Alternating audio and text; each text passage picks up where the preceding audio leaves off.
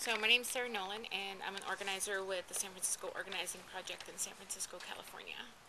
My name is Rick Carter. I'm the executive director for Flint Area Congregations Together. This is the newest local within the PICO network. My name is Zach Hoover, and I'm an organizer with ICUC, Inland Congregations United for Change. I always wanted to be an organizer, even though I didn't know exactly what that was, but felt this calling to experiment and see what organizing could be like. I discovered organizing and PICO at about the same time. It was actually very accidental. I was in my third year of divinity school and trying to decide what I was going to do next. I Googled something. I don't remember exactly what it was. It was faith, justice, community. I don't remember the combination of words. I was playing around with that combination of words, and the San Francisco Organizing Project website came up. I read this job description that they had, put it under my favorites, read it again the next day, and thought, something about that job description sounds like me. My background is pretty much the corporate world. I spent about 15 years at GM Central Office and then about 20 years as Vice President in operations at our local safety net hospital. So I was kind of in a semi-retirement doing some consulting work, and I've always had kind of an interest in working in the community and doing some things to make a difference. The fit that it was for me personally was a huge part of it. Being able to be with people a lot was something that was appealing to me, and not just one type of people, but a lot of different kinds of folks. Really getting to know and build a deep relationship with those that are closest to the problem, or the concerns of their neighborhood or their community. One day Gordon asked me if, hey, have you ever thought about becoming an organizer? I said, no. As an organizer, my days are varied. It really depends on what's going on for any given month. So I would work with about 5 different congregations, and I usually have between 3 and 5 one-to-ones a day.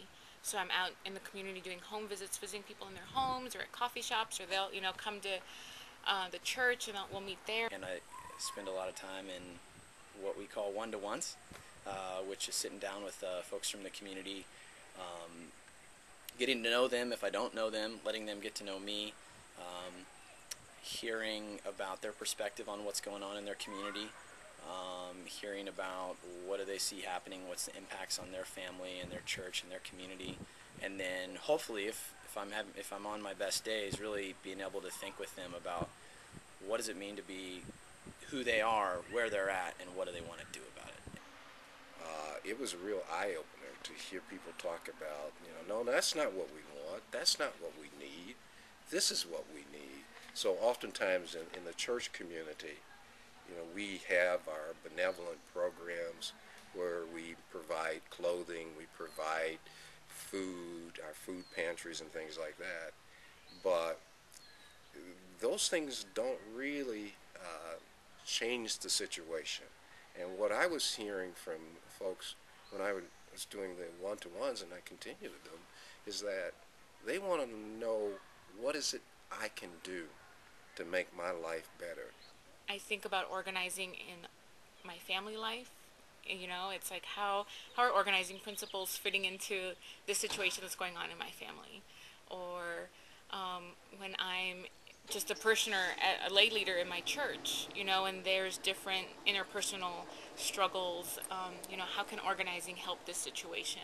So it's really colored different aspects of my life. Organizing has impacted my spiritual life in such deep, positive, and challenging ways. Organizing has given me a system, a process, because I'm a real process systems person, a process and a system to bring more community to Flint, because I really believe that what we suffer in our community, the larger community, is that we are not in relationship with each other.